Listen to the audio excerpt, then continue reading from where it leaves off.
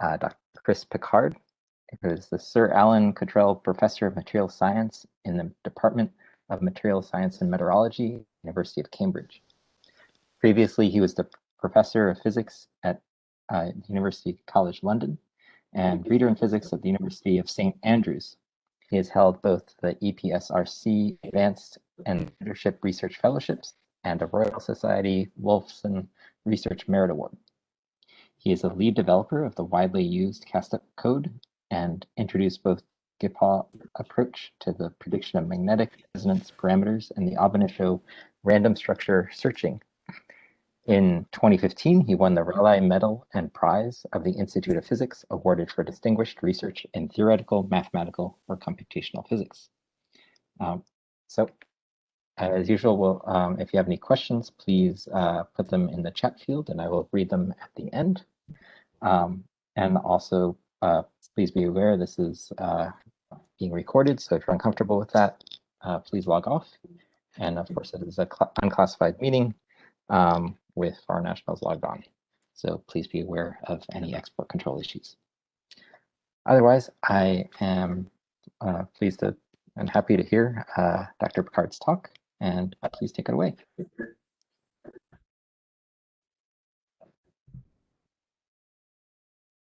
Okay, I don't, Paul, I could start. I'm not, can you signal to me maybe through the chat whether you're hearing me well or whether the sound is breaking up, because your sound was choppy for me. All right. Put his thumbs up. So if so thank, oh, yeah. All good, Paul? Jessica agrees it's good. Yes, good for me. Okay.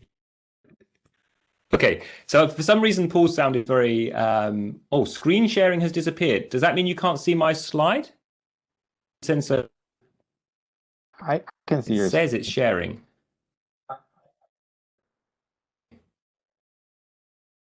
Okay, so hopefully that's just Vincenzo that's, oh, it's back. Okay, great. So I'll get started. Thank you very much, Paul, for what I'm sure was a lovely introduction, but I couldn't really hear it. Yeah, it's quite obvious this isn't an ideal situation for our meetings, and it would be wonderful if we could all be together. I've seen lots of familiar names pop up on the chat as we got started, and I'll just have to imagine you at the far side of your computers, probably at home, as I am. So this afternoon, this morning for you, I'm going to be talking about stochastic sampling of dense matter. For those that have probably seen me speak before or know me well, this is just probably another random structure searching, something I've been talking about for many years now, but it's the title's been chosen with intent, in that random structure searching is actually showing signs of being a very useful tool due to its connections to more fundamental stochastic sampling methods, and I'll talk a bit about that during this talk. So as Paul said, I'm in the materials science department in Cambridge. So my funding comes from a variety of sources, mostly UK government sources, Engineering and Physical Sciences Research Council. We have some funding from the Faraday Institution, which is a project for developing new batteries and battery materials in the UK. So a lot of my work now is on more sort of ambient condition materials science. But for this talk, I'm going to turn more to dense matter and high pressure physics. So, okay, the slide has worked. Okay, so structure prediction. This has been my interest for many years now, and it all started because as a PhD student in Mike Payne's group in TCM in Cambridge, I started out just as the plane wave DFT methods had started to settle, and there was a lot of confidence around these methods, and in particular, Mike Payne told me that I was starting to talk with him at the start of my studies, and he basically handed me electronically the CASTEP code or CASTEP code there. Proudly told me it could everything.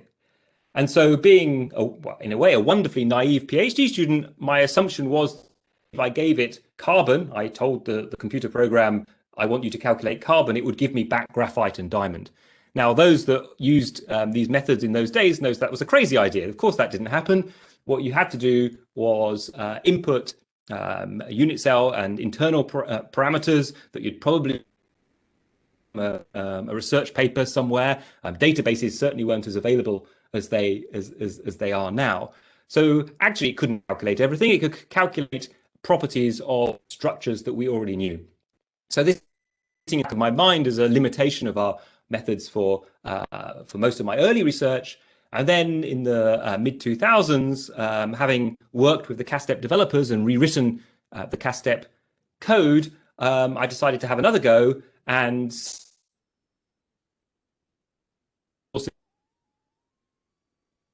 same way, see if we could actually do some structure prediction. And which I'll talk a little bit about in detail shortly. But there are other methods that people were developing at the same style. But at root, they were methods of their time, which depended on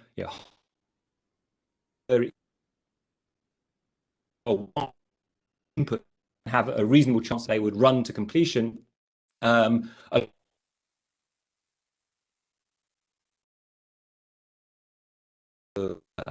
Large amounts of this was particularly, it coincided with the time of the emergence of multi-core chips and so on. So it was a time when everybody was getting their hands on parallel computers, and so structure prediction, I think, was just happening around that time. Was there. So what do I mean by structure prediction? Well, coming from condensed matter, first thoughts need the encouragement of Richard Need, high pressure physics, and in particular hydrogen and other systems, but move more towards material science. It's clearer and clearer, made clearer and clearer. Scientists, perfect crystals are not the most interesting thing. It's the defects and interfaces and grain boundaries which really their character. So we really want to be able to interested in protein biology, you'll be thinking protein folding problem and related issues. But most of what we're working on in the hard physical sciences, crystallography, defects, interfaces, and so.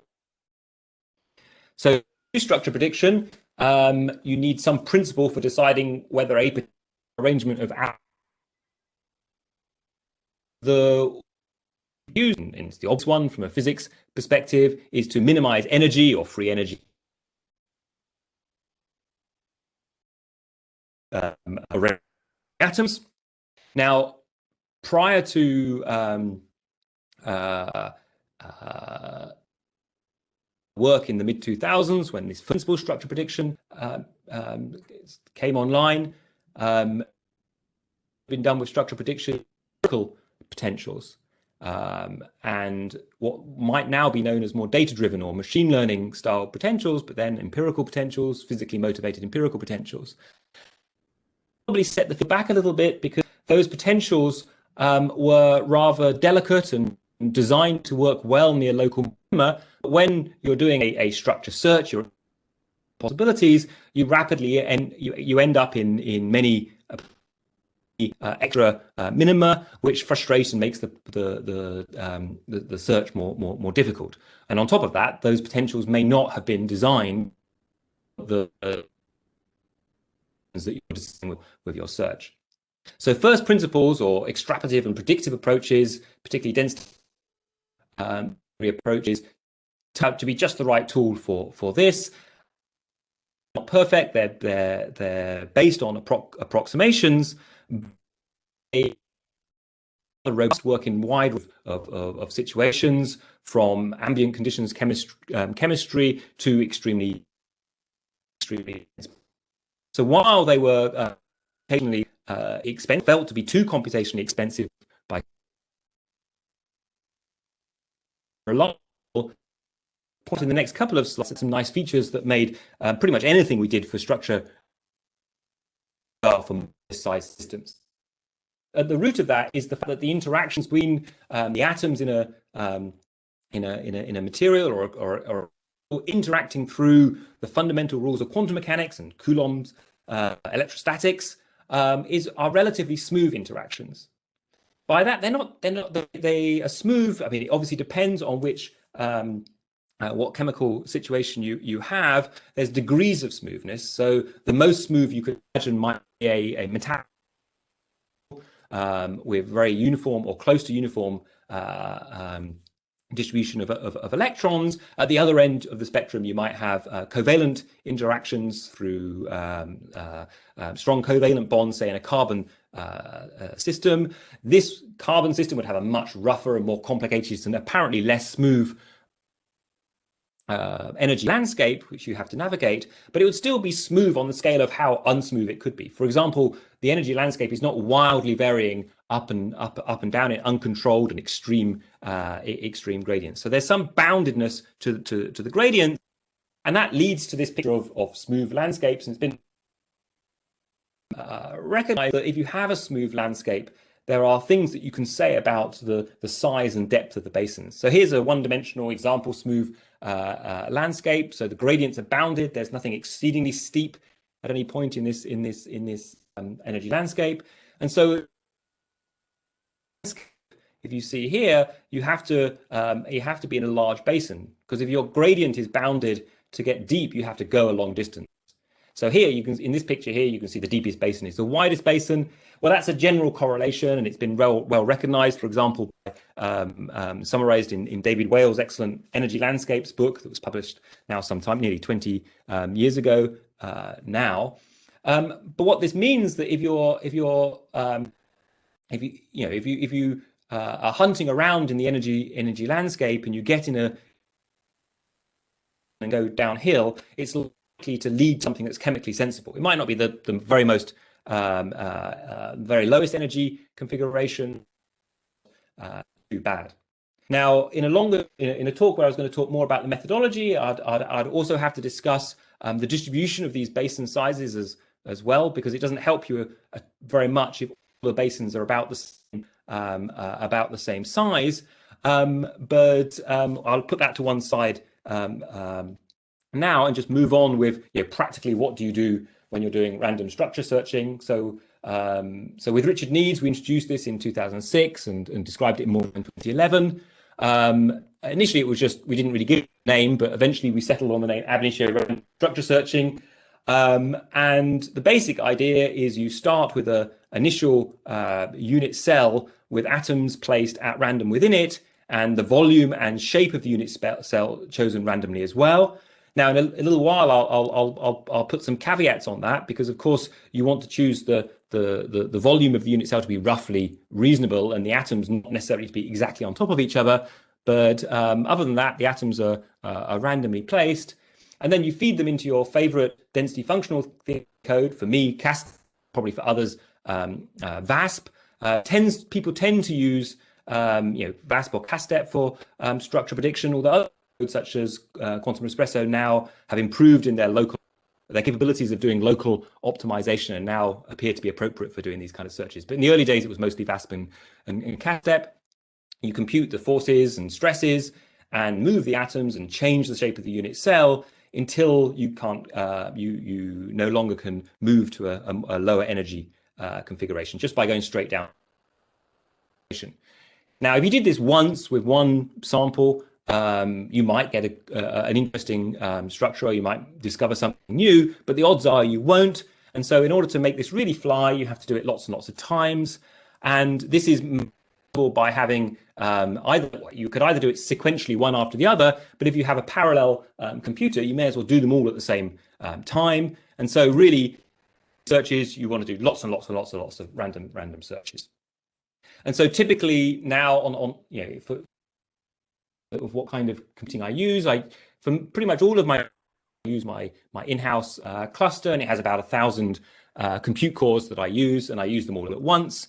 And you want to generate, for each search that you're doing, you want some numbers of thousands of samples to have a reasonable chance of having something interesting. Of course, that number would depend very much on the complexity of the energy landscape, and as you have a larger unit cell, it gets more complex, so you need more samples. But for the kind of systems that we're typically treating, which are typically up to about 20 atoms or so, can be larger if you use symmetry or you're assembling molecules in molecular crystals. But for the high pressure work we do, it's typically up to around 20 atoms or so in a unit. In a unit cell, sometimes more, but that's the order of magnitude. And for that size of systems, you want to be generating thousands of samples for each particular configuration, and ideally each particular composition. We'll talk more about composition shortly. So I was pointed out to me by some years ago by Nicola Mazzari that it would be really important to have explained what random structure searching was. There almost seems to be nothing to it, so it would help a lot if you showed a movie of what was going on. So that's what I do now in my talks here. So I'm showing here an example case of an initial random structure of boron in a fixed unit cell, and I'm going to show you what happens when you go you relax this particular random structure, and it will end up at the point of the so on the right hand side we have a spectrum of structures. So it's like a density of structural states, and when relaxed, so at the moment the structure you see on the left hand side is very high up in energy, it's just been randomly constructed. If you relax it, it's going to end up down where the blue where the gray dot is on the right hand side. So as I run the movie, hopefully that will run, the atoms move around a bit and it ends up looking not much less random than it did at the start.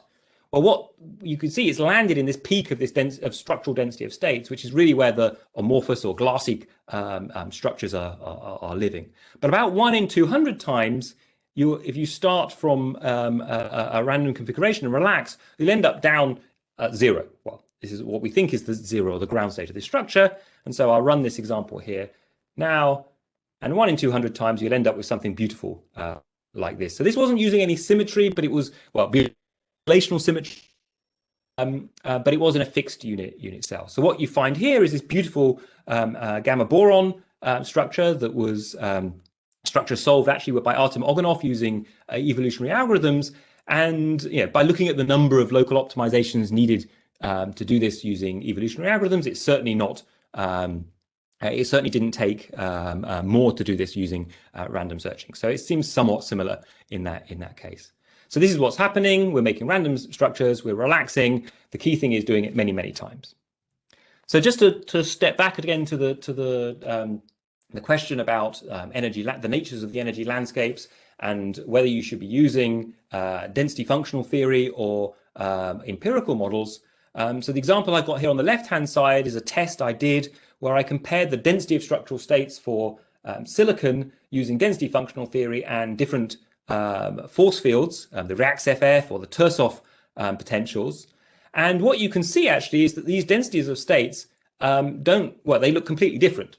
And so what that's saying is the energy landscape for these different potentials, either density functional theory or empirical potentials, are just not the same, which means the physics is different, or the chemistry is different. They might all represent the same ground state diamond silicon structure. They might even have the same vibrational modes, but the rest of the energy landscape just doesn't look at all the same. And indeed, you can see in the case of the Tursoff potential, the weight at the lower energy of that landscape is very, very low indeed. And you're likely to spend all your time trapped in this peak around 1 electron volt. So even though a Tursoff style potential is very fast to enumerate on computers, and you could generate many samples, it might actually take you longer to find the diamond structure of silicon than you doing it properly using density functional theory. So actually, this left-hand side was used to justify, don't have anything to do with empirical potentials. It could cause all kinds of trouble. However, things have changed, and now with the latest generation of empirical potentials or machine learning potentials, it's possible to learn the whole energy landscape.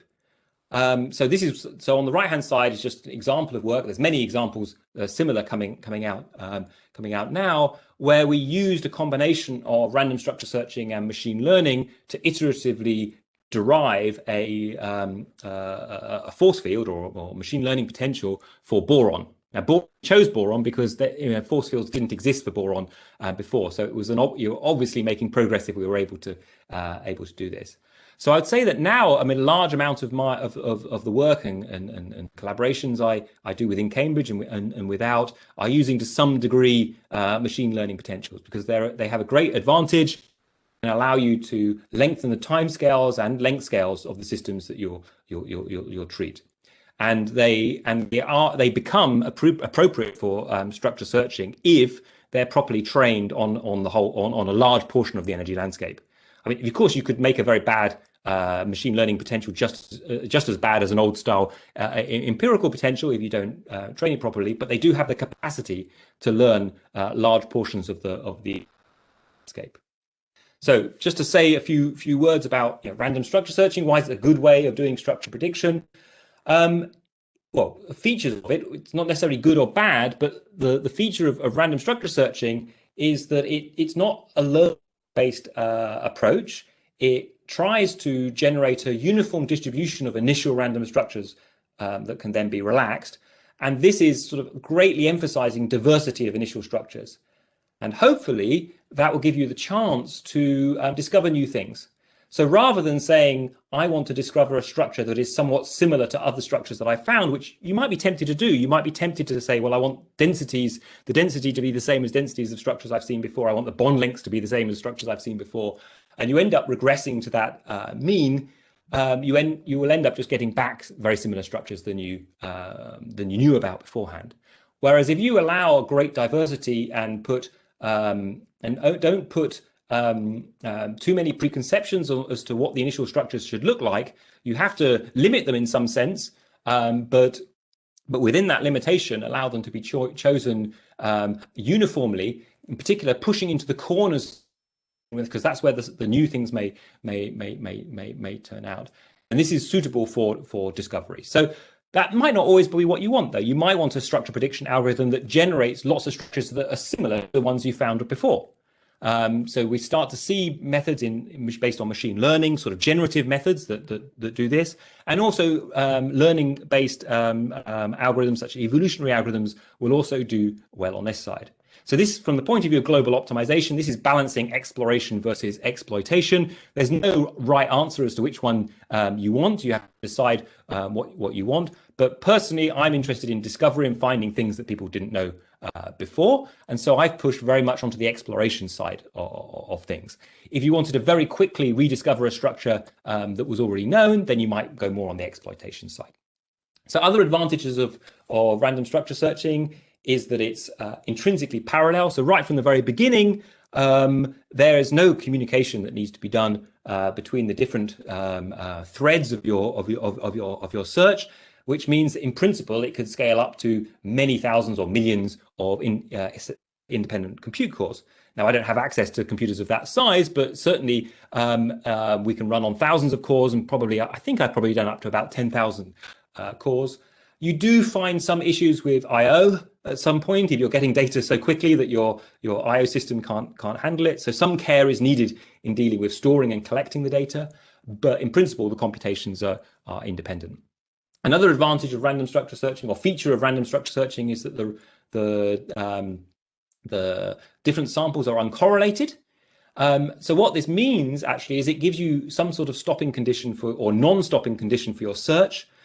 Because the different runs are uncorrelated, if you find or repeatedly find certain structures, and all of the lower energy structures that you have been found many times, then that gives you some confidence that you've done a good job in saturating the search space.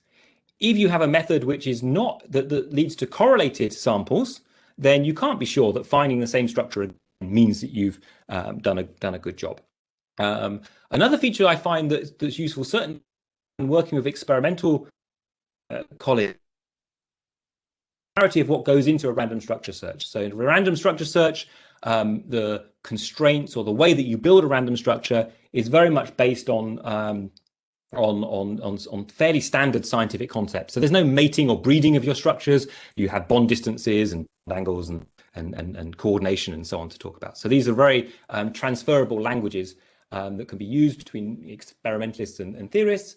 And on top of that, because there are very few knobs to turn, so it ends up being a robust method. Robust methods are fantastic because you can build on robust methods and you don't have to worry so much about robust methods.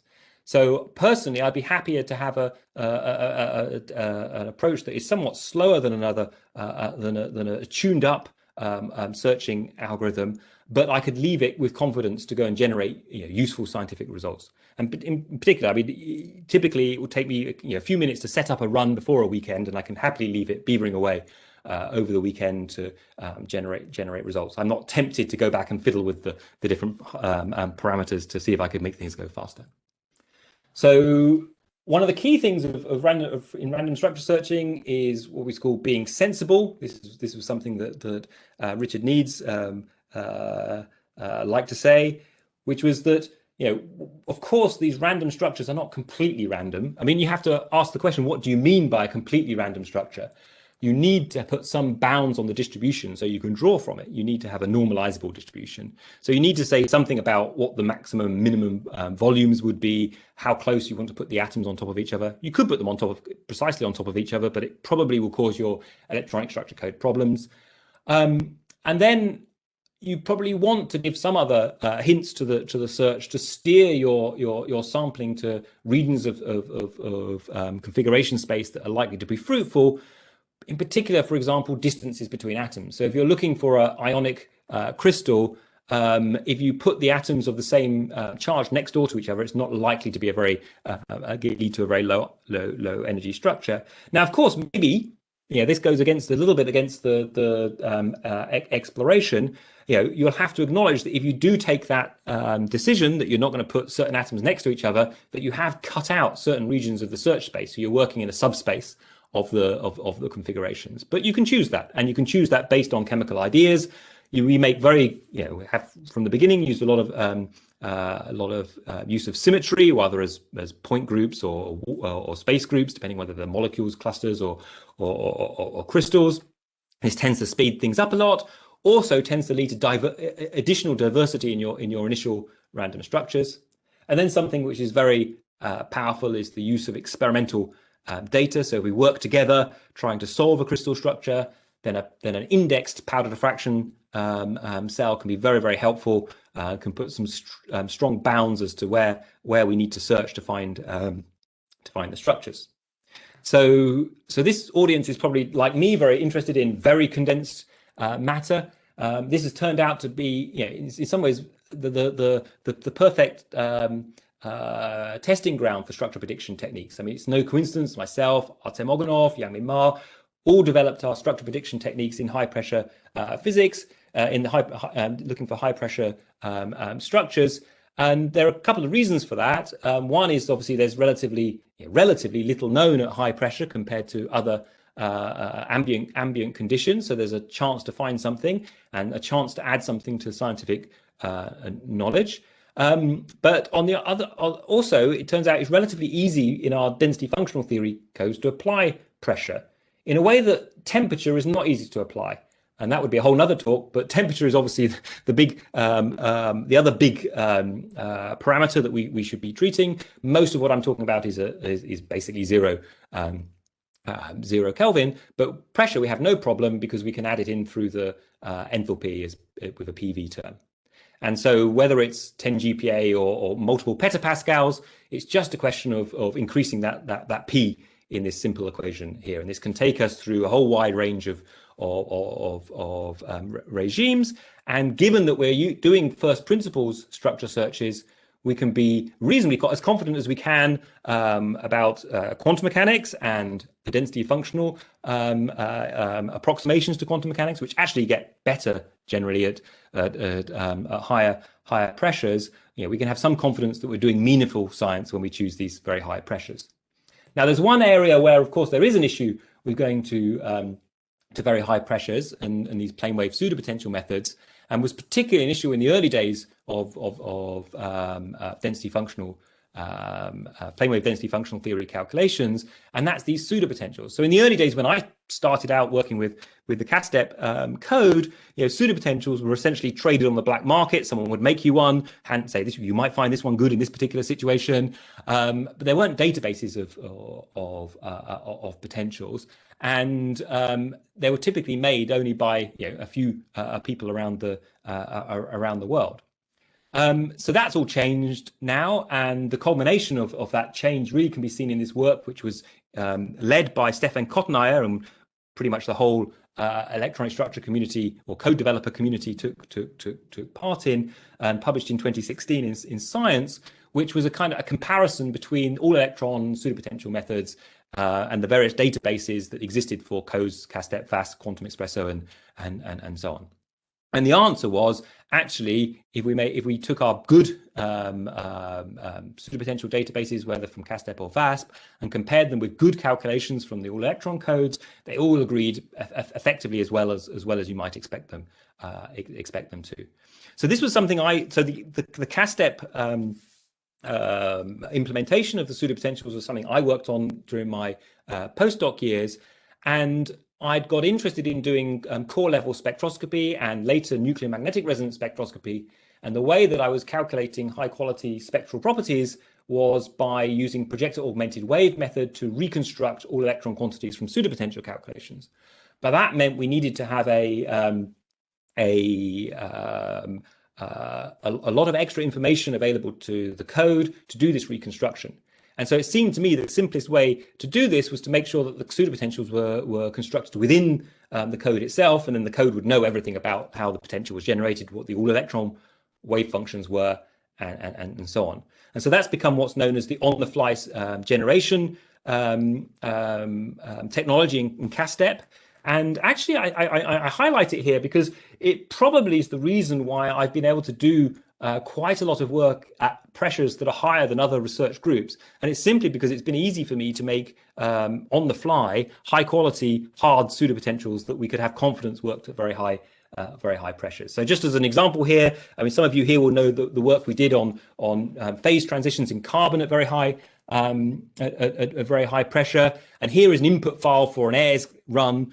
So an AIRS input file is typically it's got some directives, some hashtag directives, which tell you about the volume and the species and the number of atoms, along with some CASTEP input files as input parameters here as well, such as the K-point sampling and the pseudopotential.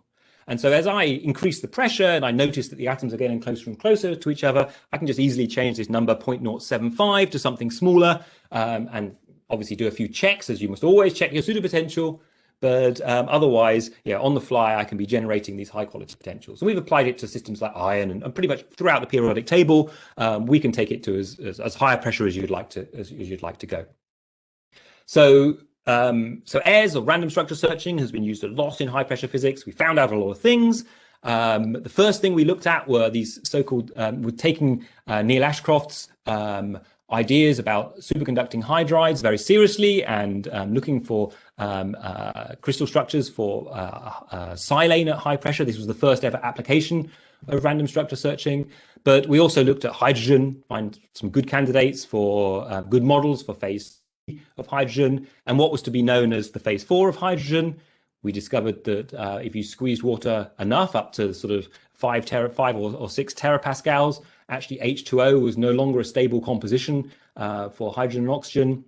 And also we found that aluminium, which was thought of as a fairly simple metal, if you squeezed it to several terapascals, actually adopted these host-guest structures, which previously had only been known in the alkali and alkali earth elements at much lower pressures. So it opened up a whole lot of complexity at these very, very high pressures.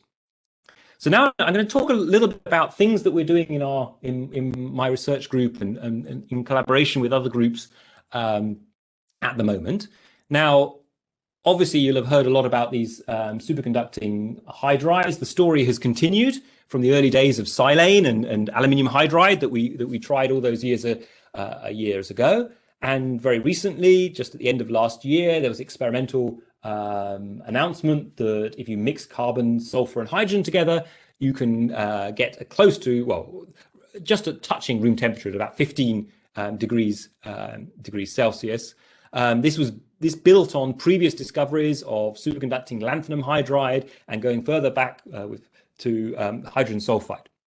Now, in the case of the lanthanum hydride and hydrogen sulfide, structure prediction played a very key role in these discoveries. And indeed, there are many, these blue spots here are many other theoretical predictions of hydride superconductors. Only some of them have been realized experimentally, which is something for us to think about. This figure I have here is a figure from an annual review that I wrote last year with Michael Ermetz and Ion Eria, where I tried to emphasize the importance of getting high temperature superconductivity at low pressure, because room temperature superconductivity at megabars is not actually that useful to anyone. So I've suggested that people consider this figure of merit, which weights away from high pressure structures to try and increase the value of S. So if you get a larger S, you've done better rather than just getting a larger TC. So as part of this, we've also been having another look to see if we can come up with new candidates for high temperature superconductors. We've been looking at superconducting binary hydrides. And the way we've been doing it is a sort of a three-level approach where we do airs searches with a lot of extra symmetry. And the extra symmetry is what we call saddle point airs. So we're looking for highly symmetric structures. And the reason for doing this is that we've noticed so far that a lot of the structures that are superconducting are highly symmetric. And if we're looking for highly symmetric structures, these might be stabilized by temperature effects or other dynamical effects. And also, they're much quicker to compute, so we can generate more of them. So we're kind of like throwing the dice to see what we can find. This is work that is about to be submitted that I've done with Alice Shipley and Michael Hutchian, two PhD students just finishing off in Cambridge. And so we've been looking at a range of different pressures, generating about 100,000 structures for each of those pressures, and then using a model that Alice has been working on, which is a very cut down model of superconductivity, to screen through those structures and figure out which candidates are good ones for doing full calculations of TC using density functional perturbation theory, which is very computationally expensive. And then the wonderful thing that Michael Hutchian managed to do was speed up the quantum espresso computation of TC by a factor of 10 or a factor of 8, which allowed us to calculate many more materials than we would have done otherwise. And in doing that, we've got the result on the right-hand side, which has shown basically we're finding high TC superconductors even down to 100 GPa. We maybe made a mistake because we went straight down to 10 GPa where we didn't really find any superconductors at all. So at 50 GPa, probably there were more. So maybe it would have been a bit better to do the search at 50, just to show how close to ambient conditions we could get. Obviously, we want to keep pushing down to low pressures. Many of these examples here are not necessarily fully stable, like thermodynamically stable compositions. We're tending to find the higher TCs in the metastable phases, which actually there's good reasons why that might be the case. That doesn't mean it's not interesting, because actually lanthanum hydride at AH10, when we did the searches originally, we didn't actually have it as a thermodynamically stable phase, yet it has been identified crystallographically and measured experimentally. So maybe these structures are stable, metastable structures may be stabilized by dynamic effects, or maybe they may be made in metastable synthesis.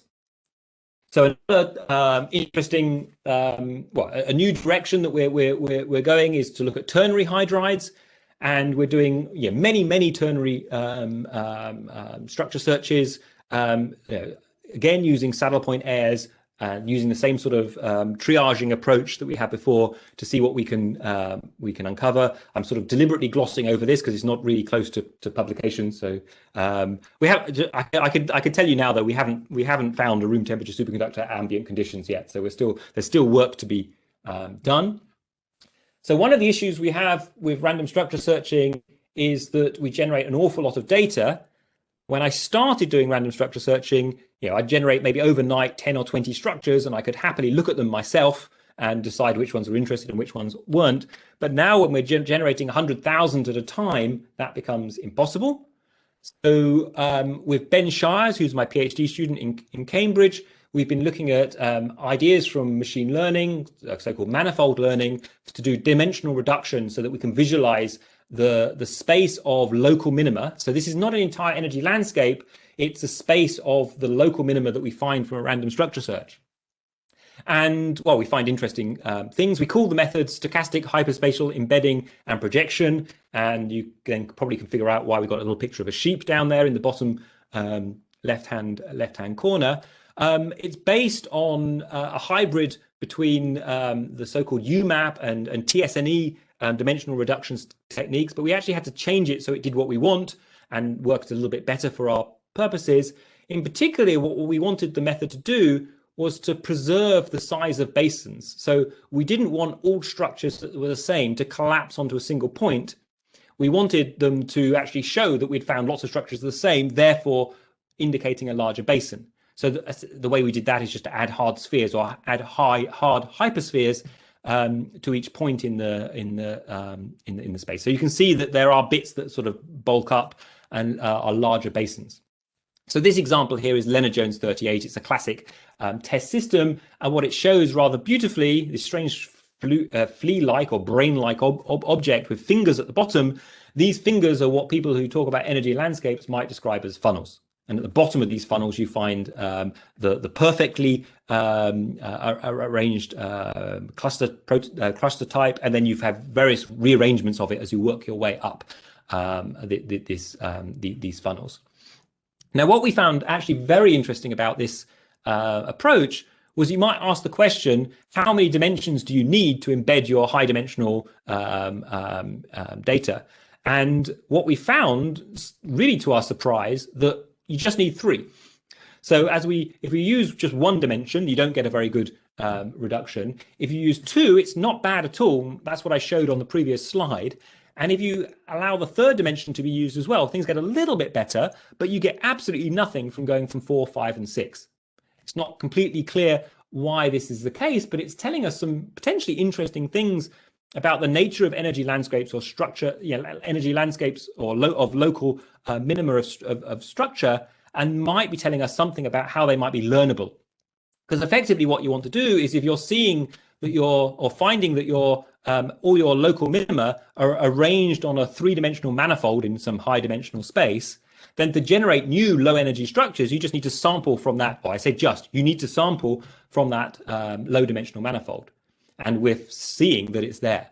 So the trick now is to say, well, how can we just live on this manifold and generate more and more structures rapidly? I mean, one way that we've been doing this recently is for a long time is the use of interatomic distances. So we're thinking of other ways of making structures more and more sensible and living more and more on that low dimensional manifold. So in a way, these interatomic distances are a bit like interatomic potentials. They're hard sphere interatomic potentials. You might be tempted to go the whole hog and generate on the fly machine learning potentials and use those to generate your structures. At the moment, it takes a little bit long. The workflow for generating machine learning potentials is a bit slow to do that. It's very fast to measure distances, but it takes a bit longer to train a neural network. But those are the kind of directions that I think the generation of sensible structures might go in due course.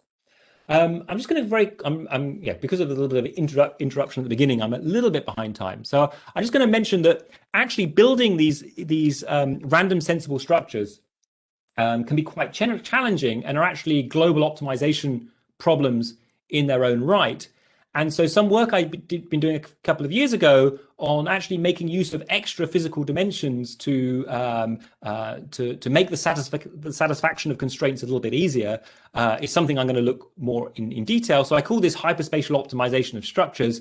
And the basic idea is that you start your random structure in a higher number of dimensions. So if you're looking for a 3-dimensional structure, you might start in 4 or 5 dimensions, and then you do the local optimization. And as the local optimization progresses, you pull your structure back down to those three dimensions with a penalty term, which penalizes excursions into the higher dimensions.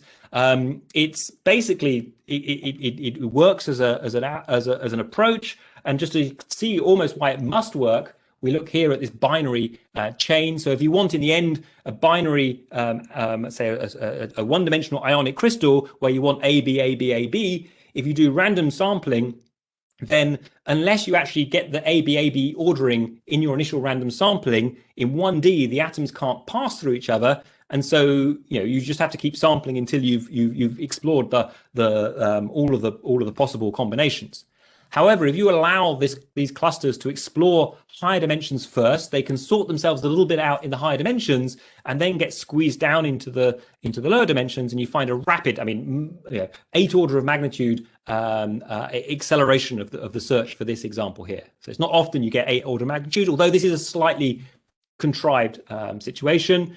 Another example here is dealing with strong covalent bonds. So if you wanted to find, say, if you had a predefined bonding network of say strongly covalently bonded carbon and tried to embed that in 3-dimensional space, you'd typically randomly end up with something like this, where the structure is fully knotted with each other. If you use this higher idea of extra dimensions, you then start in this higher dimensional space. So this is actually in 4 dimensions, and I've had to color the 4 dimensions according to how much they are in the plus direction, or red, or minus direction, blue. And then we're going to minimize this structure, and you see that most of the atoms get pushed down to white, which is 3D, quite quickly. But where they're all tangled up, they stay colorful for a while until they sort themselves out and then relax. So essentially, in higher dimensions, you can avoid knotting much more easily, and you can pass through knots can pass through each other. So now, just coming to the end, the real frontier for us is exploring a composition space.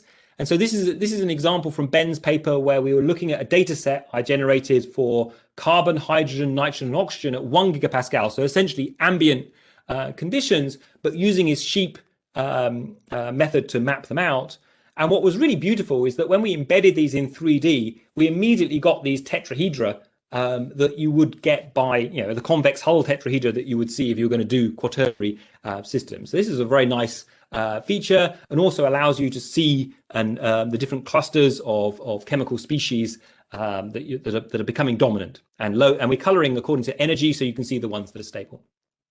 So this was just a test case, but very recently, and just to finish off, so Andreas Hermann and Louis Conway, who's a student of Andreas and I, have been working on of doing this a little bit more seriously at much higher pressures at 500 gigapascals, where we've looked at the hydrogen, carbon, nitrogen, oxygen system, done very large number of random structure searches, and then actually with considerable effort from Louis, rationalized as well as possible these structures.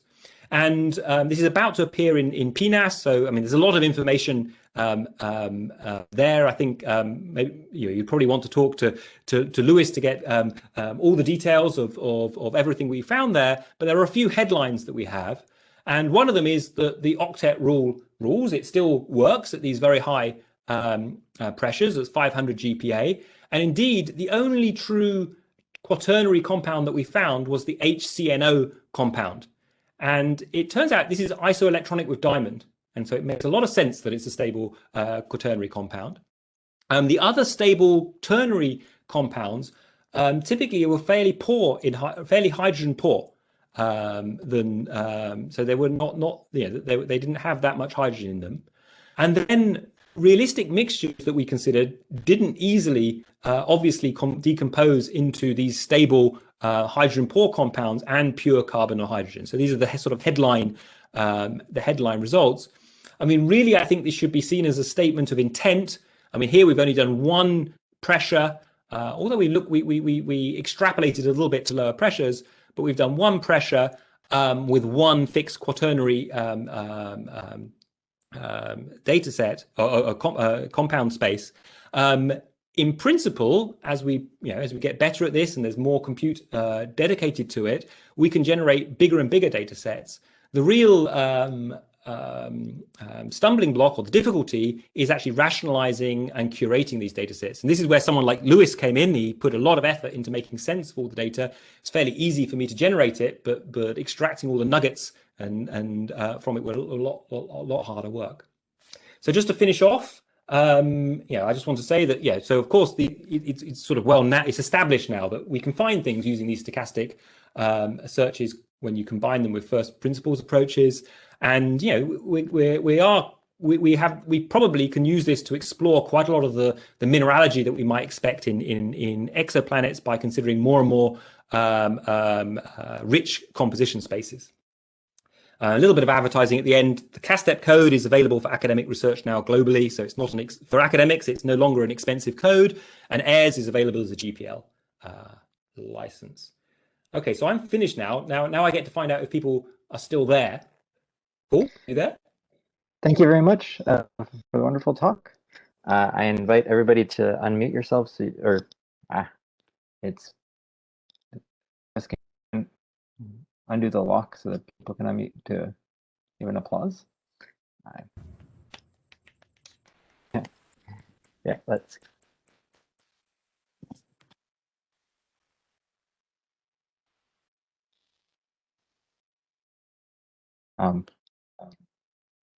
And please put your questions in the chat field so we can. I can see some. I don't know how many we'll have time to do. So I'm not an expert at WebEx. Okay, here we are. All right. So there's a question from John Eggert who says, "Can you predict new quasi-crystalline structures using your hyperspatial optimization?" Okay, John, fantastic. Hello, and fantastic question. So actually, the reason I was even thinking about doing this hyperspatial optimization was because of quasicrystals. Because I think maybe the intent of your question is that we know that quasicrystals can be crystallographically represented in a higher dimensional superspace. And so for many years, I've been toying with this idea of superspaces and doing the search in this superspace. The answer is no, not directly. So actually, it's not the same. So my hyperdimensional search is not in the same. It's not the same as the superspace that is used for the crystallography. So the only sense in that it could help us find a quasicrystalline structure would be that it. So even if we did the search in 4 dimensions, and left it in 4 dimensions, that's not the same thing as doing a superspace construction. But it might be helpful to find large approximants to quasicrystals. So I would love to be able to do that. That's what I put as sort of the grand challenge for structure prediction, is to start. Could we have told you that quasicrystals were going to exist? The aluminium host guess phase was sort of a one-dimensional version of that, much easier to get your head around and build approximants for. A true 3-dimensional quasicrystal would be fantastic. Okay, so which other question should I have a go at? So there's a question from Nguyen. Says, suppose you have good machine learning potentials to perform structure search. Does the code quickly generate structures with 1,000 atoms? Yeah. Okay. So that's the question. So does my structure builder generate structures with 1,000 atoms? And it's a good question, because the building of a structure subject to constraints is a global optimization problem in itself. And so that's actually why, and the answer is it can get quite difficult. And so that's actually part of the motivation for me to explore this hyperdimensional optimization. That this might be a way of better applying constraints to constrained systems. And then how reliable is but it is a good question, because if your potentials are really fast, you need to be able to generate your structures fast in the first place. How reliable ternary search, higher dimension stoichiometry search is? So the answer to that is, we'll probably find that the early attempts at doing ternary and quaternary searching are going to miss things, because instead of doing more thorough searches on a particular composition, you're having to share those searches out to other compositions, and many of them may not even be close to the hull. So it's it's probably, I would say, not as reliable as a binary search at the moment, because they won't have been, with a given budget of structures, they won't have been as thoroughly searched. Okay, which one should I go to? There's a question from Amit Samanta, who's, I wonder if the random structure search can be combined with Bayesian optimization to speed up the search for new structures. So there have been work on this. So the idea might be that you could use Bayesian optimization to guess where to next go. Then, of course, it's become a learning style algorithm, and you're starting to have correlations in your search. It becomes a different kind of search. So there are people who've done this, and they claim it's successful and fast. Now, I keep an eye on the literature. Of course, someone could come up with something better and more efficient than random structure searching. So far, I've not seen evidence of searches being regularly done that are finding things that are not relatively straightforward to find with random structure searching. This could change at any time. I mean, there's a lot of work. I mean, the work in machine learning has exploded, and we should really keep an eye on that. It's about, so structure at high temperature. Okay, from Lauren. Hi, Lauren. And Ivan's also got a question about high temperature searches. So my first, a paper we published with Eugene Gregorian, it was an applications paper to hydrogen, but buried in there, we introduced something called saddle point airs. I mentioned it very briefly in the talk, but glossed over quite quickly. So the idea behind saddle point airs is the observation that, so say you're looking for perovskite structure, and the cubic perovskite is the high temperature phase, but when you do zero temperature searches, you just end up with the distorted perovskites. So so if you do airs with no symmetry restraint and searching this perovskite composition, you will only find distorted phases, and you'll completely miss the cubic symmetric high temperature phase. So how can you get around that? Well, apply lots of extra symmetry to your search, and indeed, then you will get your cubic phases. And then once you've identified your symmetric, but you're symmetrized, so pushed a little bit up the landscape to saddle points, but not that high up, you might then take those for the next stage, where you add anharmonic free energy calculations that might stabilize those structures. So that's sort of the idea that we've sort of been doing. In the example of the hydrogen, we do some high symmetry, we impose some extra symmetry, and then we check whether they are stable in free energy searches, or you could put them into an MD simulation. Otherwise, there's some nice ideas where people have got temperature dependent potentials. That might be a nice way of doing it as well. Ideally, I would, so my collaborator in Cambridge, Bartolomé Montserrat, has this self-consistent phonon approaches for anharmonicity. And the dream is to sort of marry them together. I think Francesco Mauri in Rome is also pursuing this. Ideally, you want to be doing random structure searching with the free energy, but at the moment it's incredibly expensive. So I think that's something about temperatures. Any other? Looks like that seems to be the end of the questions. Yeah. Thank you again, and I hope everybody enjoyed the talk, and hope everybody has a nice rest of their Thursday.